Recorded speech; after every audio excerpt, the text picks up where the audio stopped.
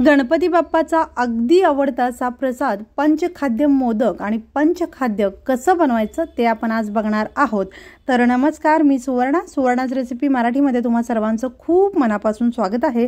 तर आज आपण पंचखाद्य कसं करायचं ते बघणार आहोत आणि त्यापासून बनलेले हे मोदक अतिशय झटपट आणि फारच सुंदर होतात। तर अशा पद्धतीने हे पंचखाद्य मोदक तुम्ही सुद्धा जरूर करून पहा। तर चला मग हे मोदक कसे बनवायचे आणि पंचखाद्य कसं बनवायचं ते आपण बघूयात।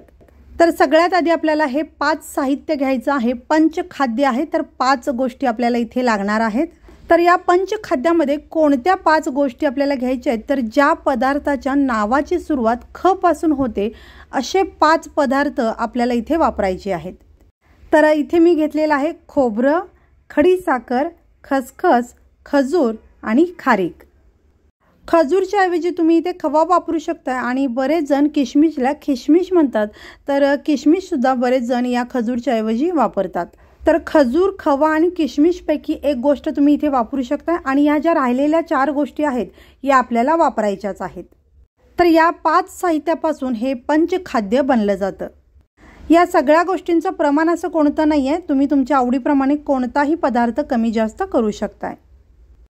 तर इथे साखर मी थोडीशी कमी घेतलेली आहे, कारण खारीक आणि खजूर गोड आहे, पण तुम्हाला जर जास्त गोड आवडत असेल तर साखरेचं प्रमाण तुम्ही तुमच्या आवडीप्रमाणे वाढवून घेऊ शकताय। तर इथे मी घेतलेले साहित्य कोणत्या प्रमाणात घेतलेलं आहे ते बघूया। तर 1 वाटी इथे मी सुकं खोबरं घेतलेलं आहे खिसलेलं। यानंतर इथे मी 2 ते 3 चमचे खडी साखर घेतलेली आहे। इथे आपल्याला खडी साखरच वापरायची, साधी साखर वापरायची नाही आहे। यानंतर इथे मी साधारण 1 चमचावर खसखस घेतलेली आहे। साधारण अर्धी ते पाऊण वाटी इथे मी खजूर घेतलेला आहे आणि अर्धी वाटी इथे मी खारीक पावडर घेतलेली आहे। खारीक पावडर न वापरता इथे तुम्ही खारीक वापरणार असाल तर 7 ते 8 खारीक इथे तुम्ही वापरू शकताय। तर आता तुम्हाला हे पंचखाद्य जर कोरडं बनवायचं असेल तर खजूरचं प्रमाण कमी घ्या आणि जास्तच ओलसर करायचं असेल तर खजूरचं प्रमाण तुम्ही वाढवून घेऊ शकताय। तर या पंचखाद्यामध्ये तूप, वेलची, जायफळ, काजू, बदाम या सगळ्या गोष्टीची अजिबात गरज नाही आहे, पण तुम्हाला जर वापरायचं असेल तर तुम्ही वापरू शकताय।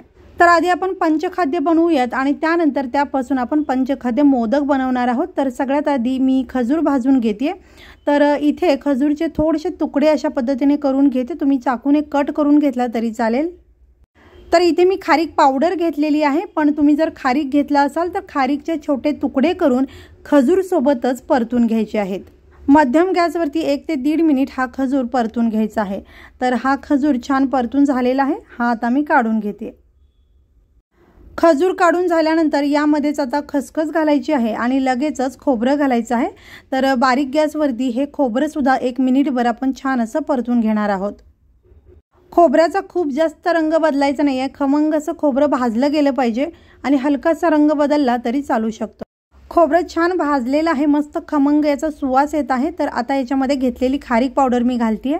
खारीक पावडर बनवताना खारीक भाजूनच पावडर केली होती, पण आता या सगळ्या साहित्याबरोबर थोडीशी गरम करून घ्यायची आहे। अगदी 10 ते 15 सेकंदच आपल्याला हे मिक्स करून घ्यायचं आहे।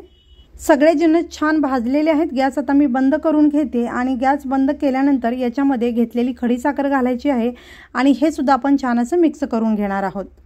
तर हे सगळं मिश्रण आता पूर्णपणे आपल्याला थंड करून घ्यायचं आहे।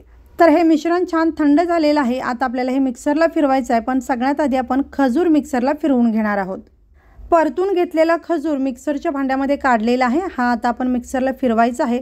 जर इथे तुम्ही खारीकचे तुकडे वापरत असाल तर याच्यासोबतच वाटून घ्यायचं आहे। खजूर वाटून घेतलेला आहे आणि आता याच्यामध्ये खोबरं आणि इतर जे साहित्य आपण घेतलं होतं ते सगळं साहित्य यामध्ये काढायचं आहे आणि हे सुद्धा आपण मिक्सरला फिरवून घेणार आहोत। बरेच जण पंचखाद्य अशा पद्धतीने न वाढता खोबरं खिसून आणि खारीक, खजूर तुकडे करून वापरतात। यासाठी खिसलेलं खोबरं, खसखस, खजूर आणि खारीकचे तुकडे परतून घ्यायचे, त्यामध्ये खडी साखर वाटून किंवा तशीच टाकला तरी चालू शकतं। न वाटता हे पंचखाद्य अगदी झटपट तयार होतं। तर आता हे पंचखाद्य वाटून घ्यायचं आहे। जाडसर किंवा खूप बारीक तुम्ही तुमच्या आवडीप्रमाणे हे बनवू शकताय। हलकंसं जाडसर असं हे मी मिक्सरला फिरवून घेतलेलं आहे। तर आता एका डिशमध्ये हे काढून घेते। 5 पदार्थांपासून बनलेलं बाप्पाचं आवडतं हे पंचखाद्य तयार झालेलं आहे। बाप्पाच्या प्रसादासाठी अगदी झटपट होणारी आणि अगदी पौष्टिक अशी ही रेसिपी आहे। तर हे पंचखाद्य वापरून यापासून आपण मोदक कसे बनवायचे ते बघूयात।